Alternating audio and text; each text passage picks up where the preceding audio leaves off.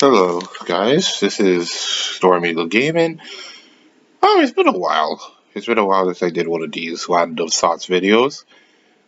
So, a lot has happened in this conflict in the Ukraine war. But if we have to get anything from all of this from the 7 months that Ukraine didn't get any aid at all, Russia's military is absolutely pathetic. Yeah. Oh, you're hearing all that stuff about, oh, they broke through here, broke through that and stuff. But I'm going to explain why that doesn't matter. But their military is completely pathetic in the grand scheme of things. 7 months, Ukraine has not gained any ammunition, no missiles, no armed artillery, nothing from America, and not much from Europe for 7 months straight. By the logic of some Vatniks and Rideoid Fratics, the Russians should have just conquered all Ukraine by a month or so, right? The war is only happening because America is supporting Ukraine, so that's why. So the moment it doesn't happen, that means the Russia will just win easily, right? Well, that didn't happen. In fact, this year, the beginning of this year, and especially this month and last month has been the bloodiest of the war for Russia since the start of this conflict. And what did they gain from all of that bloodshed, all of the destruction and chaos they brought with their missile campaign, with all the attacks in the Donbass, Zaporizhia, Kherson, and the Kupiansk? Barely anything. It's only recently they got anything in Avdiivka, but everywhere else has completely failed. Like the even the Avdiivka salient they got is slowing down. They haven't advanced in 2 days because of course it's gonna happen. Ukraine isn't gonna lie down and die. They're fighting back. So you're seeing and I'm seeing videos of cluster munitions now hitting the Russians. So the artillery has gone there. So now is it game over for Russia? What's the point anymore? And Chasiv Yar, they were supposedly supposed to get Chasiv Yar for May 9th, or it's supposed to be a major goal, and they didn't. In fact, they haven't even gotten to step one of it. They have not surrounded it. They have not even gotten into the main town. They only got the outskirts of it. Oh well, not really. Only one streak is near it, but sure, most likely a death streak considering all the videos. But they have not done anything there. They have for it's been 3 weeks, and they have not gotten no progress. This is why I say that Russia's military is pathetic. They had 7 months to gain hundreds of miles of territory, but they couldn't do it because the Russian military is that terrible that even with corrupting the Republican Party in America to get no support and having all of these the Polish farmers or I call fifth columnists because Jesus Christ, what were they doing? Columnists and lack of support from Europe, they could not do much, if anything. They have not taken Kupiansk. They have not taken all of the Donbass. They have not taken out the Zaporizhia pocket that the Ukrainians have. They did not even take back Krinky. Like, imagine that. Imagine you suck so much at war in this stage that you can't even take advantage of the best opportunity you could possibly have of accomplishing any of your goals in this conflict. Speaking of which, what are still the goals of Russia now? Is it to take all the Donbass? Is it to take all the Oblast they say they annex? They are not even step one of any of those. Still, this and you have to take into account the Russians have lost about 10,000 soldiers in 10 days. They literally been having 1,000 casualties every day. And some of the Vatniks be like, oh, we have no evidence of that. That's just what Ukrainian propaganda. But then you see not simply just videos of Ukrainian drones and destroyed vehicles literally everywhere in Chasiv Yar to Donbass. but there's also literally two videos of two Russian soldiers from each video, literally walking through a trench through a forest line, and it's filled with hundreds of bodies. Again, I can't show this because of YouTube, but Jesus, that's horrific. They are basically sacrificing entire battalions for anything at this point. For anything. This is why when I'm seeing all these alarmist videos from the Ukrainian side of things, I'm like, bros, you realize how pathetic Russia is now. Heck, even the Avdiivka salient that's happening now, that should have happened at January. That should have happened at February. Those were the best times they could have ever had, and they couldn't do it.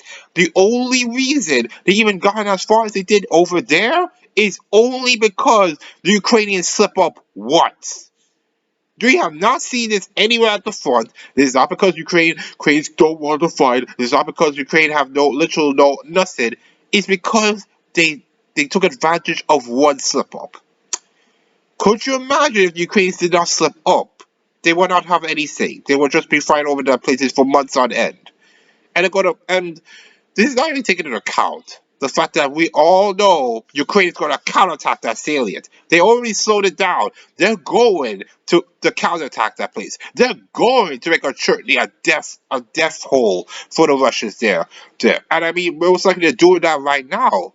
Now, now, and if the vehicle casualties and the casualties are anything to go by, Russia's going to bleed themselves dry there. And it's ridiculous. And this is why I'm not worried, because again, Ukraine is competent. Ukraine wants to live. Ukrainians actually believe in what they're fighting for. If they didn't, why would this war be happening for 2 years if they didn't believe in what they believe? I'm sorry this seems like a rant, but it's like I've seen all these alarms. I've seen all these people. I'm like, bros, chill. You see how long it takes Russia to take a single place in the Donbass? They shouldn't even be fighting the Donbass, in fact. The Donbass is literally one of the worst places on earth to attack in military sense.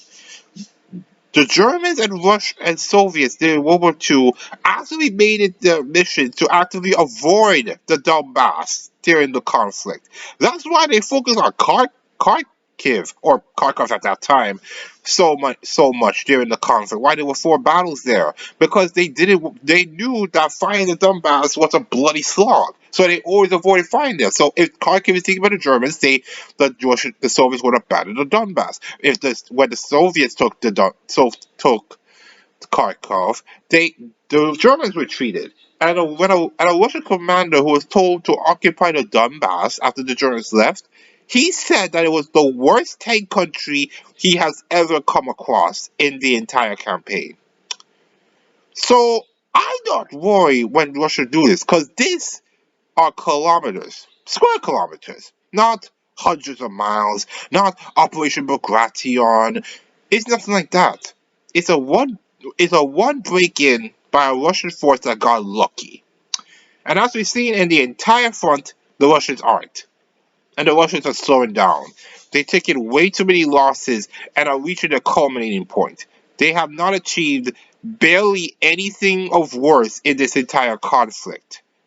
No, the only thing they have even accomplished was killing more civilians. I'm glad that the U.S. aid has passed. Heck, if Russia and the Valets want anyone to blame for why the aid has come through, heck, blame Iran. If Iran is ironically the country that probably saved Ukraine this summer. Because if Iran didn't decided to play stupid games, stupid rewards, Israel would never have to do what it did. And now, thanks to Iran's dumb mistake, Ukraine now has the military aid to basically crush Russia, whatever Russia attempts. Also, speaking of which, I do not believe for a second that they're going to attack Kharkiv or Sumy. They would need hundreds of thousands of soldiers to occupy any of those territories. Not to mention, we would see it in the videos. There is little to no protection from drones. If there was an actual invasion that happened to Kharkiv, sorry, to Kharkiv or Sumy, we would have seen it months ago. Go, go, because attacks like those would be seen months. The Ukrainians saw the Russian forces massing for the Kharkiv attack in 2022. Too. Again, nobody knew that war was going to happen, but Ukraine knew, and you saw. And even though Kharkiv is so close to the Ukrainian border and Russian border, they still couldn't take it. They have sent their best and they lost. They got driven out by the Ukrainians. We all have to recall that Ukraine most likely entrenched that place to hell and back, and have put thousands, God knows how many mines there, and lots of trenches, and have forces there already. Ready. If Russia will try anything at Kharkiv, they are going to have to recruit 100,000 soldiers, or take 100,000 soldiers from the front already in Ukraine to send them to Kharkiv. Because any way that's not that, they're going to lose terribly. The only other way they would want to attack is by raids. If it's not those, they're not going to do that.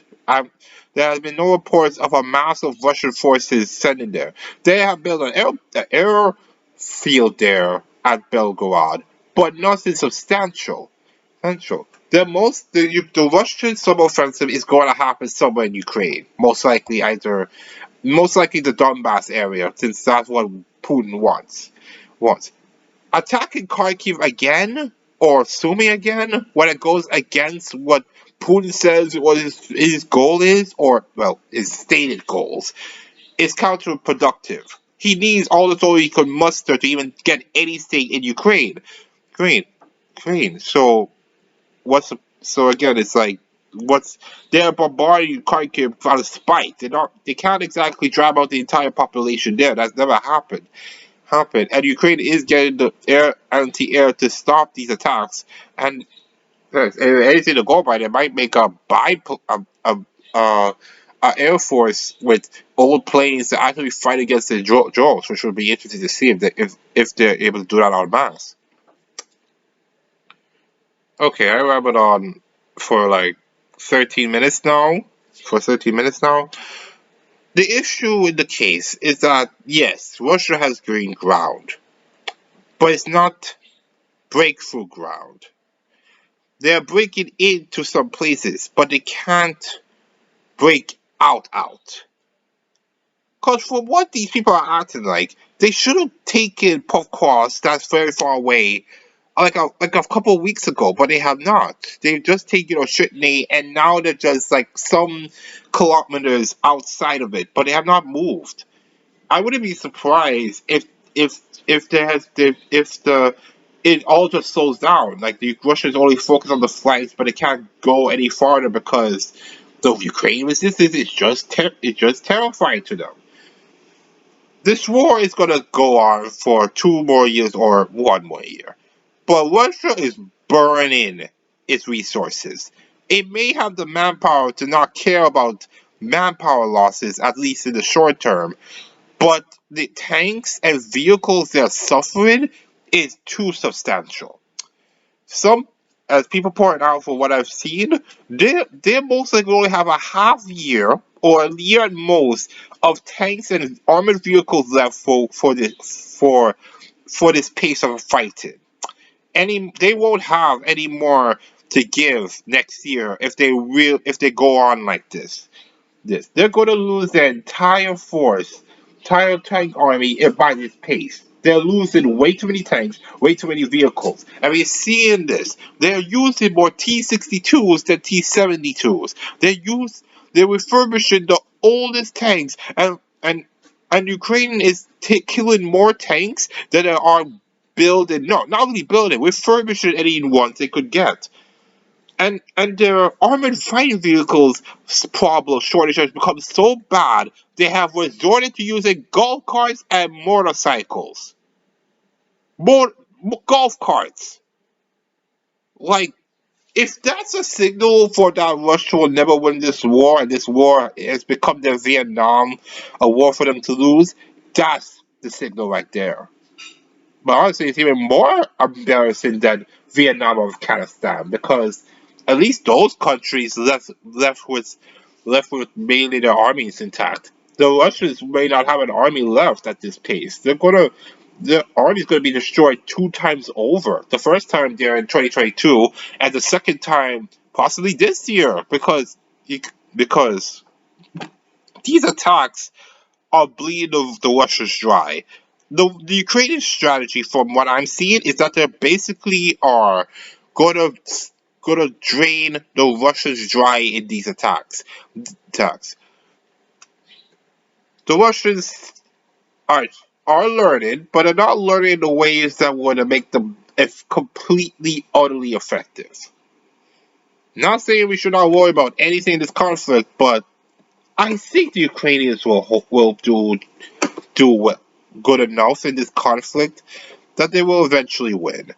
Russia cannot win. If it was able to win, it could have done that in 2022. But as we've seen for these 2 years, they have not. Okay, so thank you for watching. I may just make another. I'm gonna make some more voice videos later on this summer because I haven't been able to because college has been very, very brutal, and the only videos I could make that takes less time are my Men of War videos. But you can expect more voice videos like this. So see you guys in either my next battle or voice video, and see ya.